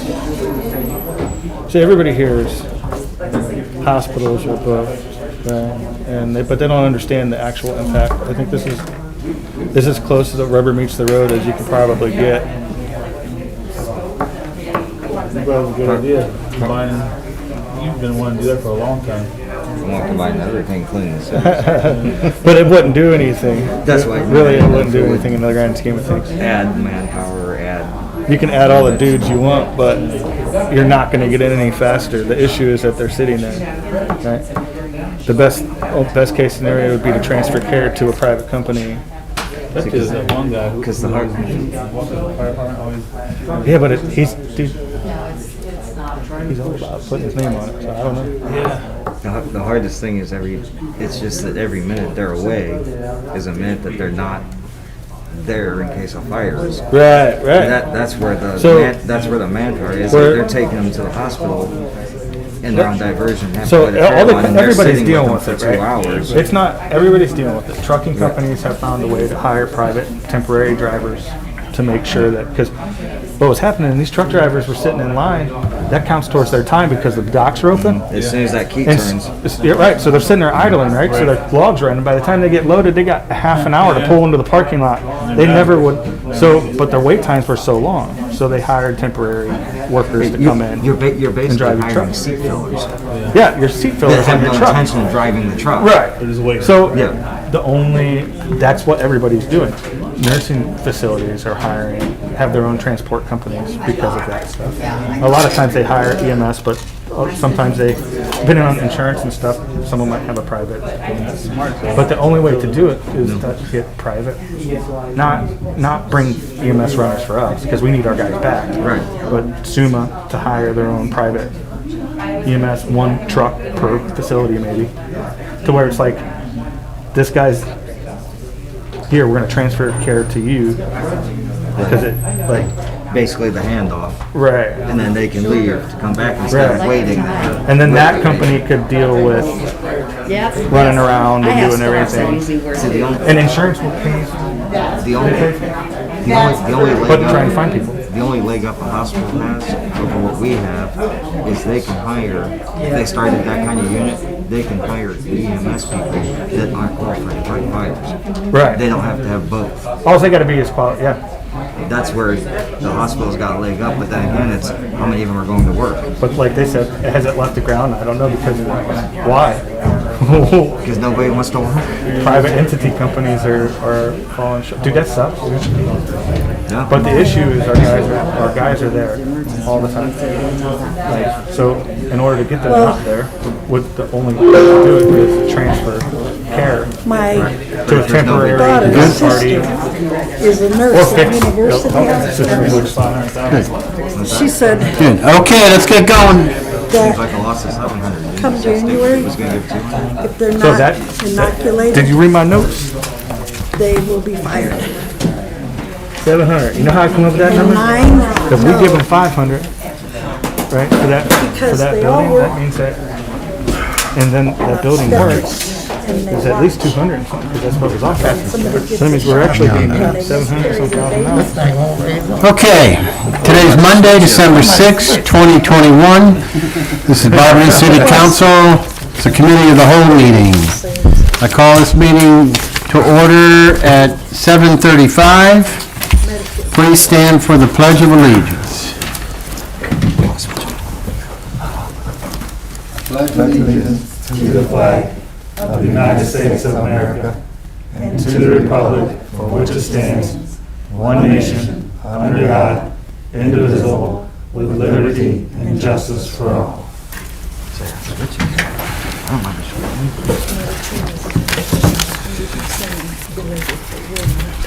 Okay, citizens addressing council. I don't think we have any citizens here, except... We have one. He's our patron citizen. Okay, we'll go right into the committee reports. First off is Mrs. Angeloff with Planning, Annexation, and Codes. Thank you, Mr. President. Annexation, Planning, Annexation, and Codes met this evening. All members were present, all council members were present, and guests as noted. We had no new legislation, but we have a couple pending legislation. Resolution 124, 2021, various types of businesses moratorium, a resolution imposing a moratorium. We amended to say until January 31st, 2023, on the issuing of zoning permits for used car lots, mini warehouse, limited indoor storage, and dollar stores within the city, within the exception of permitting mini warehouses within the industrial use. It had a first reading November 8th, second reading November 22nd, and third reading will be next week, December 3rd. It was unanimous that the committee voted to amend this ordinance. And second piece of pending legislation is ordinance 123, 2021, amending Barberton Codified ordinances, Chapter 1444, permits and fees, and ordinance amending Section 1444.15, general permit fees. It will have the third reading next week. We had no comments or no questions, actually probably since this was submitted to us. Miscellaneous discussion, we had none, and with that, I pass it. Thank you very much. Next up is streets, sidewalks, and lighting. Mr. Greer. Thank you, Mr. President. Street, sidewalk, and lighting met today, December 6th, 2021, at 6 p.m. here in the council chambers. All members of the committee were present. All council members were present, and guests noted on my sheet. We had one topic, request for legislation from Mr. Tracy, our service director, requesting payment to the city of Norton for the resurfacing of the city of Barberton's portions of Fairland Road and Eastern Road. The invoice is expected to be in excess of $50,000. They came to city council because the project was initially $50,000, and the project went over budget on Eastern Road by $5,000, which required it to come here to council. And an additional part of the project, Barberton agreed to pay for after the initial agreement, and that was Fairland Road. That portion diverted some money from other projects that weren't happening, so it was within the budget and is an additional $20,000. So this request is for $75,000 to pay Norton. All this money is available in the permissive fund for 2021, and no invoice has been provided yet, but it's expected to be sent to us by the end of the year. That passed, and that is emergency in one reading. Miscellaneous discussion. Mr. Trevor presented another short presentation on the Complete Streets policy that the city of Barberton and the planning department would like us to consider to adopt, whether that's through a resolution or an ordinance. That's still unknown, but that it will be presented here shortly to council. Street, sidewalk, and lighting adjourned at 6:16 p.m. And with that, I pass. Okay, thank you. Next up is city utilities. Mrs. Colburn. Thank you, Mr. President. City Utilities met last month, November 22nd. All members were present and others noted. We had no request for legislation at that time, and we had voted on the other piece of legislation that we did have. We had no miscellaneous discussion, and with that, I pass. Thank you. Next up is Mrs. DeBevick with Public Welfare and Safety. Thank you, Mr. President. Thank you, Mr. President. Public Welfare and Safety met on November 22nd, and also we had a special meeting this evening. On November 22nd, we approved the request for legislation from Councilperson Carol Fry requesting an amendment to Barberton Codified Ordinance number 351.5, night parking of commercial vehicles in residential districts. We did make an amendment to have it read commercial/recreational vehicles. The other pieces of legislation from that meeting were passed that evening. This evening, in our special meeting, we had a request for a resolution to honor Angie Worthington. She is celebrating her 50th birthday today. She was born with spina bifida, and it's amazing that she's survived her childhood, and she has a long list of wonderful accomplishments. So we will be voting on that. We had no miscellaneous discussion today as it was a special meeting. So with that, Public Welfare and Safety will pass. Thank you. Next up is Rules, Marketing, and Development. Mr. Griffin. Thank you, Mr. President. Rules, Marketing, and Development met on November 22nd. All members present and other guests as noted. We had no requests for legislation to call for. We are still having continued discussion on council rule changes. With that, I pass. We adjourn at 6:20. That I pass. Thank you. Next up is Environmental Health and Social Services with Mr. Jaber. Thank you, Mr. President. Environmental Health and Social Services met December 6, 2021 at 6:17. All members present, also other council members also present. We had no new request for legislation, and we had no miscellaneous discussion. We adjourned at 6:18, sir. Thank you. Okay, City Properties, Parks and Recreation, Mr. Heidi. Thank you, Mr. President. City Properties, Parks and Recreation met Monday, November 22nd, 2021, 6 p.m. All members present, all guests noted. We had no new requests for legislation. We have pending legislation, title Foundation Skate Park Grant Request, remarks that it could not be carved out of the insurance, and different discussions on how maintenance and things would be paid.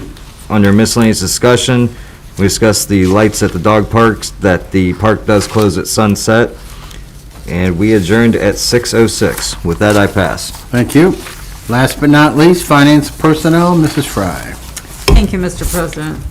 The Finance and Personnel Committee met this evening. The meeting started at 6:27. All members of the committee were present, as well as all members of council and guests, as noted on my agenda sheet.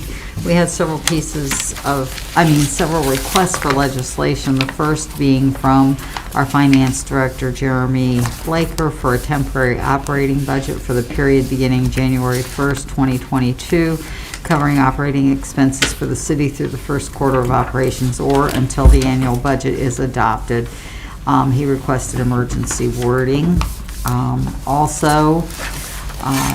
Finance Director Flaker requested an adjustment ordinance that both increases and decreases appropriations as needed.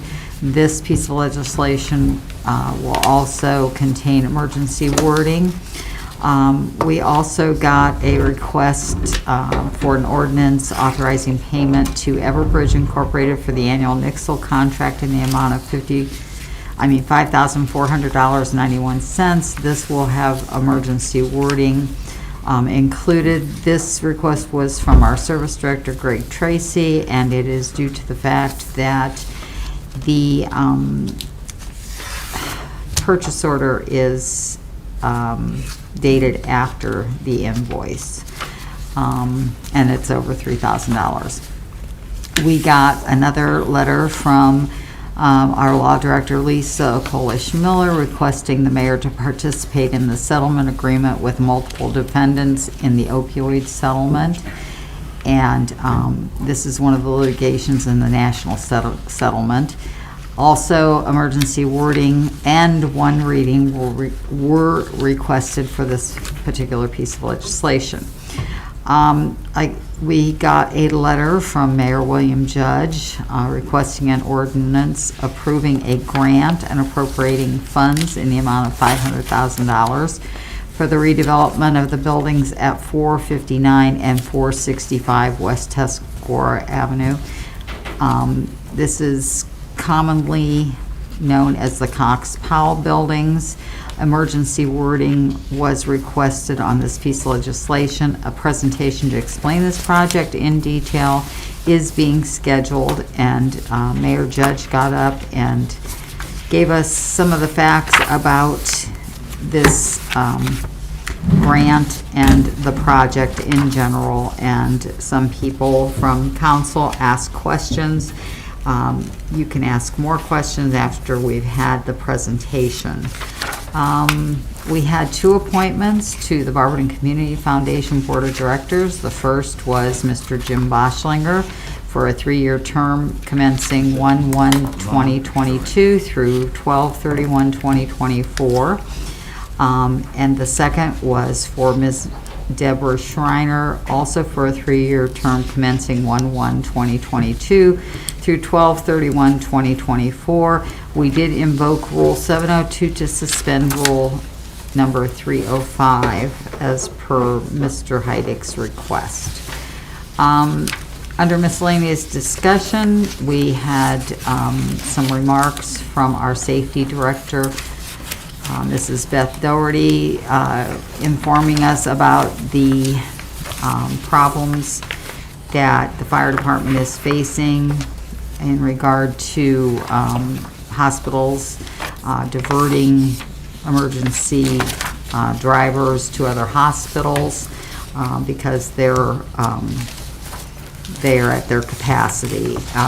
Also, she explained a program that had been put in place to try to have coverage for fires in regard to this particular problem. And someone has written a letter to the Barberton Herald because the overtime was in excess of $100,000. She gave some suggestions about alternatives to being transported for people that don't have a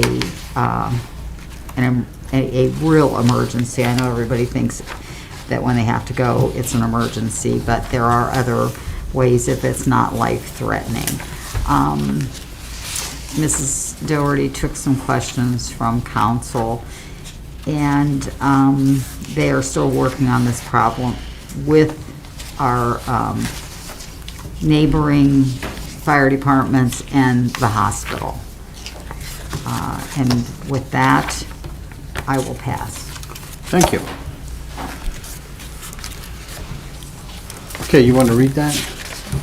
We actually had a comment on our live feed, one which was retracted, but Ms. Joyce Barron stated, "Council needs to stop being negative about new projects in town."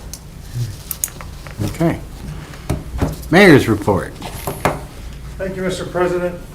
This month here in December, no change for change has been planned, just difficult with the holidays, and everyone seems to be really busy, so we'll pick that up again in January. As we heard tonight, COVID is continuing to keep its grip tight on the world, and here locally as well. We're seeing upticks across the board in number of cases, hospitalizations, ICUs, etc. Continuing to work with our partners at the state, county, local, federal level. Have a call tomorrow with Summit County Health Department, Summit County Executive's Office, and Summit County Emergency Management as well. So, last week I met with our state rep, Tavia Golonsky, concerning the state capital budget. Have a call in to our state senator, Senator Sykes, to talk about not only the state capital budget, but also other funding sources and a review of our projects that are either being planned, close to being done action-wise, or ones that we're researching to see what pots of money are available and how we can apply for that money. Also, over the last week, I've met with representatives from the Barberton Community Foundation, ECDC, Habitat for Humanity, Sumo Barberton, and continuing to meet with our businesses here in town for looking at expansion or whatever their needs are, whether it's workforce development or looking at logistics, and then also meeting with a number of businesses who are interested in moving to Barberton. And as I mentioned earlier, there's a lady I'm meeting with who owns a restaurant who is looking to, I'll show her the downtown and the Cox Powell building as well, so later this week. So continuing to meet internally concerning the 2022 upcoming year. I do ask that City Council forward any streets. We're going into that exercise again. So if you have any streets that you'd like to be considered for the 2022 paving program, please send that to myself and Mr. Tracy as soon as you can. So we're putting that together and trying to get cost estimates for that. And then just finally, we're collecting, again, non-perishables and toiletries to benefit Backham and the Barberton Salvation Army. This is running from December 1st through the end of January. So if you have any non-perishables, please drop them off at either location there or bring them to my office. The YMCA is also a drop-off point. Then we have another number of small businesses and large businesses, corporations that are participating as well. So any monetary funds should be made in the form of a check made out to either Salvation Army or Backup. So that's all I have, sir. Thank you very much. Anything from council members? Mr. Heidi. Thank you, Mr. President. Mr. Mayor, The governor announced these grants for police forces today. Is it another one of those instances where the governor speaks before he communicated with any administration anywhere? Yes. I figured. Thank you. So, and we try to stay ahead of everything, so, Barberton is part of the Mayor's Association of Stark, Summit, and Portage County. I was the treasurer for a number of years. I'm currently the vice president. I'll be the president next year. I'm also involved in the Northeast Ohio Mayor's Association, so there's a lot of communities from multiple counties that we communicate with pretty much on a weekly basis. And so always trading that information. So, yeah, so unfortunately that stuff gets released all at once.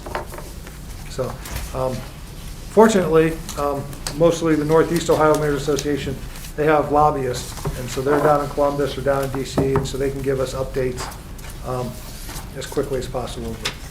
So I'll have to check my email to see if I got an email on that, but I'll look into that, because, there's money out there. There's, my two biggest constraints, and I think any mayor will tell you this, is time and money, right? When you have those two, you can do almost anything, right? That's kind of been our issue here. Well, there's billions of dollars out there, billions of dollars.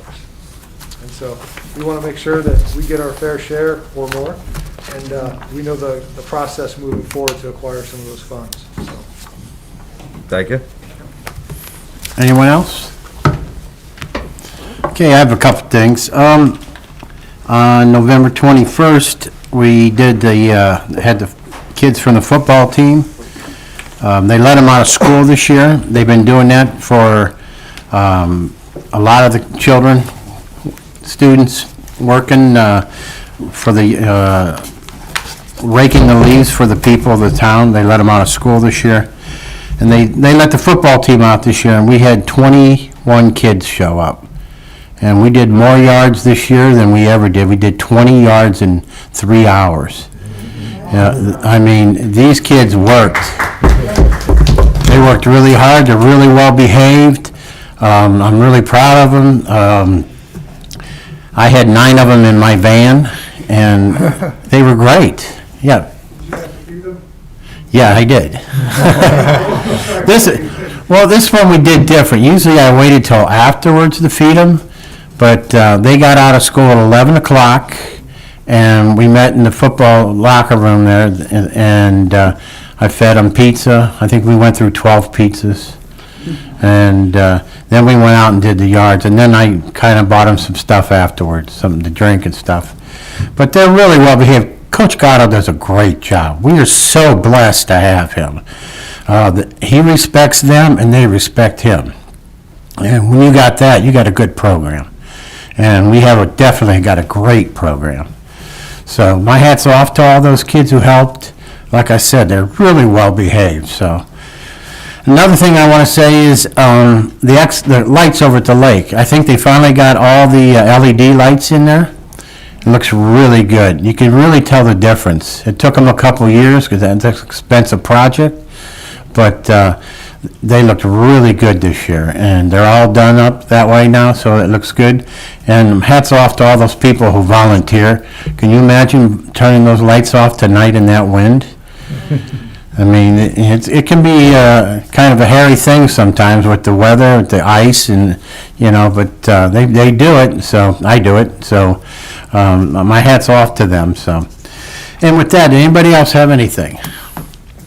Okay, this meeting is adjourned at 7:56. Beth has that. She talked to me about the whole working. I talked to her.